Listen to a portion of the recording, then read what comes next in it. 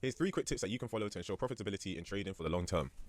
The first tip is fix your life outside the charts. If you have any external factors such as bad relationships, money issues, or even bad habits that you're just not following, you need to focus and fix them before you actually start trading. It's a very mental game and you want to ensure that mentality is at its peak when you enter the charts. How are you going to stick to a consistent strategy if you can't even consistently stick to habits outside the charts, like making your bed, going gym, even just eating healthy?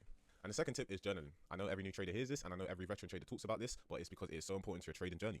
How are you going to know what you need to look for? How are you going to stay consistent for the long term if you don't even have a profitable strategy that you've been following? Trading is a game of probabilities in which we want to have the highest probability when we come to the charts. If we don't know what we're looking for day in, day out, then we are basically gambling, and gambling is not a way to stay profitable consistently in the long term. So journal. If you don't know how to journal, you can send me a DM or just comment journal and I'll send you a complete guide on how to properly, effectively journal your trades. The third tip is dynamic bet sizing. Not many traders talk about this, but the profitable traders are the ones that are doing dynamic bet sizing.